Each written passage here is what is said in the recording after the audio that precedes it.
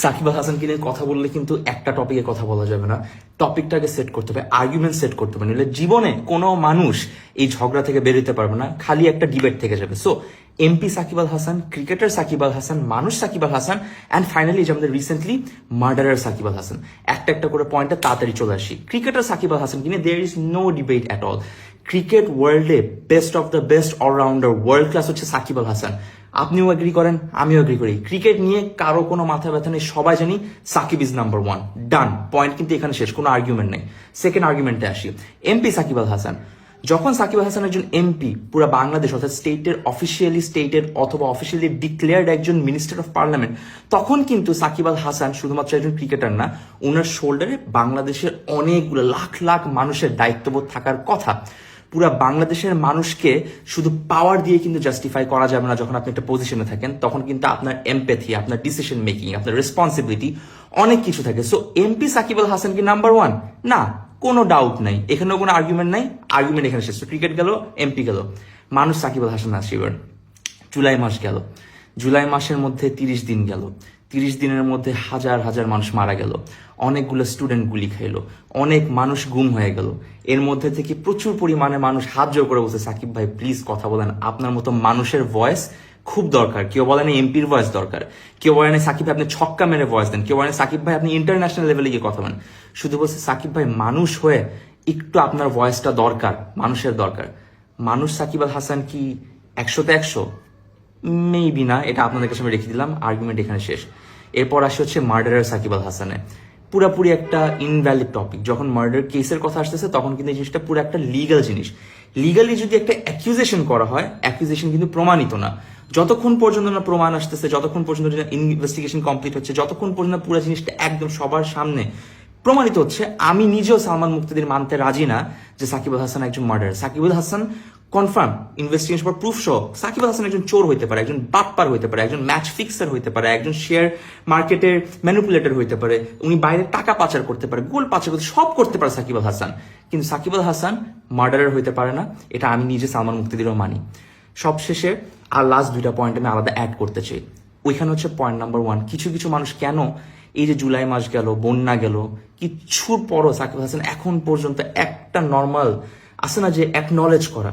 আমি বলতেছি না অ্যাকনলেজ করলে কিছু হয়ে যাবে, না করলেও কিছু হবে, বাট জাস্ট একটা মানুষ থেকে মানুষের যে এক্সপেকটেশন, ওই বেসিক এক্সপেকটেশনটা যখন পায় নাই মানুষ, সাকিব আল হাসানের থেকে এটা চাওয়াটা কিন্তু খুব বড় গুণ আর কিছু না। যে কোনো মানুষের থেকে, শুধু সাকিব না। তো কিছু কিছু মানুষ কেন বলতেছে কি এমন হয়ে গেছে, ও তো একজন ক্রিকেটার, নিউট্রাল থাকতেই পারে, অবভিয়াসলি থাকতে পারে, কিন্তু প্রবলেমটা হচ্ছে ওনাকে তো কেউ ক্রিকেটার হিসাবে ওনার থেকে মানবতাটা চায় নাই। এক হচ্ছে মানুষ হিসাবে চাইছে, দুই হচ্ছে একজন এমপি হিসাবে চাইছে, কারণ উনি অফিসিয়ালি এই রেসপন্সিবিলিটি নিছে আমাদের বিশ্বাস অর্জন করে। তো বিশ্বাসটা ভেঙে গেল না। আর কেন তারা রিলেট করতে পারছে না, যারা যারা আমাদের প্রোফাইলে দেখতেছেন অনেক মানুষজন সাকিবকে নিয়ে অনেক, এখন পর্যন্ত তাদের মনে কোনো ক্ষোভ নাই বা কিছু নাই, না থাকতে পারে ক্ষোভ, বাট আমি একটা খুব ভালো পয়েন্ট লিখিত আকারে, প্রমাণ আকারে আপনাদেরকে আমি চ্যালেঞ্জ করে বলতে পারবো যে কেন ওরা রিলেট করতে পারতেছে না। এক, এরা সবাই হচ্ছে প্রিভিলেজ মানুষ, প্রিভিলেজ পাইছে ফুল 15 বছর 17 বছরে। ওই প্রিভিলেজ পাওয়ার কারণে একটা সাধারণ মানুষ, একটা মানুষ যার কোনো হেল্প নাই, যার কাছে লিগাল নাই, ল নাই, যার কাছে সাহায্য করার মানুষ নাই, যার পকেটে টাকা নাই, যার উপরে কল দেওয়ার মতো কেউ নাই, যাকে সাহায্য করার মতো কোনো মানুষ ভয়েস তো না, তার কাছে কিন্তু এটা একটা বিশাল বড় প্রবলেম। এই বছরের পর বছর এই মানুষটা সারা লাইফ ফিল করছে বাংলাদেশে, নিজের দেশ হয়েও সে কোনোদিন কিন্তু একটা দেশের মতো ফিল করেনি। ওর কাছে মনে হচ্ছে এটা একটা পুরা কেজ। দ্বিতীয় হচ্ছে, আমি যেরকম, আমারও কিন্তু পার্সোনালি কোনো কিছু এফেক্টেড হয়নি, বাট মানুষ হিসেবে আমার কাছে বারবার মনে হচ্ছে আচ্ছা ওই জানলার বাচ্চাটা তো আমার মেয়ে হইতে পারতো, ওই স্টুডেন্টটা আমার ভাই হইতে পারতো, রাস্তায় লাশটা আমার হইতে পারতো। তার মানে আমি যদি মরে যেতাম সাকিব আল হাসান চুপ থাকতো, আর আপনাদের মতো মানুষ যারা শেয়ার দিয়ে বলতেছে এটা এমন কিছু না, এত ওভার ড্রামাটিক কেন হচ্ছে, এত ইমোশনাল কেন হচ্ছে, এটা তো ওরকম কিছু নয়, তো ক্রিকেটই খেলে, আপনি কানেক্টই করতে পারতেছেন না, এটা আপনার দোষ না। এটা আমি খালি পয়েন্ট আউট করলাম যে you go to their profile, যারা শেয়ার করছে জিনিসটা, I challenge you, full July মাস বন্যার মাসে ওরা কেউ এফেক্টেড হয় নাই, ওদের কোনো ফ্যামিলি এফেক্টেড হয়নি। ফ্যামিলি এফেক্টেড হইলেও ওরা কখনো ওদেরকে সাহায্য করতে আগায় না, বিকজ ওরা ওই হিউম্যান কানেকশনটাই ফিল করে না। এটা আপনাকে আমি লিখিত দিব, তো বললাম ওরা অ্যাকনলেজই করতে পারেনি প্রবলেমটা কোথায়, ওরা জানি না, ওরা একটা বাবলে বাস করে। লাস্ট একটা কোশ্চেন আসলে, সাকিব আল হাসান হাজার যাই করুক ও তো দেশের সম্পদ। এই আর্গুমেন্টটা আমি আপনাদের উপর রাখলাম, আমি কোনো আর্গুমেন্টটা যাবো না। একটা ছোট জিনিস দিয়ে শেষ করতে চাই। ফজলুল করিম আমাদের ওয়ান অফ দ্য অ্যাডভাইজার্স, উনি বাংলাদেশে যে মেট্রো রেল যেটাতে মানুষ চলে, জনসাধারণ নিম্নবিত্ত থেকে শুরু করে মধ্যবিত্ত বা নিম্নবিত্ত মধ্যবিত্ত মাঝখানে বা তার উপরে মেট্রো রেল ইউজ করে যারা, তাদের মেট্রো 1 বছর ধরে ইউজ করতে পারার কথা না, প্রচুর টাকা খরচ হওয়ার কথা, আর বলে দিছিল যে দুর্নীতি হবে, অনেক কি হবে, তারপর হয়তো মেট্রো রেল ফিক্স হবে, অনেক টাইম লাগবে। 7 দিনের মাথায় এই লোকটা মেট্রো রেল ফিক্স করছে। এই যে মেট্রো রেল দেশের সম্পদ, দেশের মানুষের টাকা দিয়ে যে মেট্রো রেলটা বানানো, দেশের মানুষই এটা সুবিধা এখন ভোগ করতে পারতেছে উনার জন্য, উনি দেশের সম্পদ।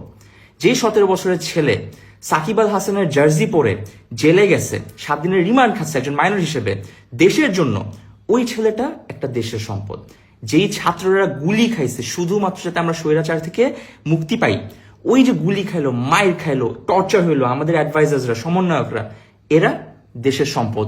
ওদের রেজাল্টে আমি আপনি আজকে এই যে বুক ফুলায় কথা বলতে পারতেছি, এরা হচ্ছে দেশের সম্পদ।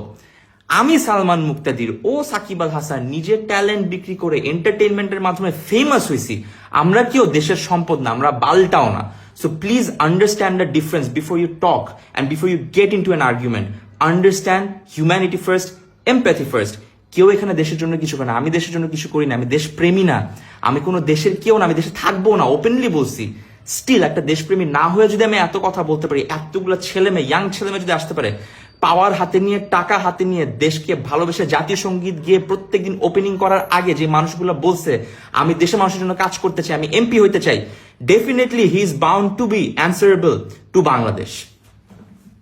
ইডিয়েটস।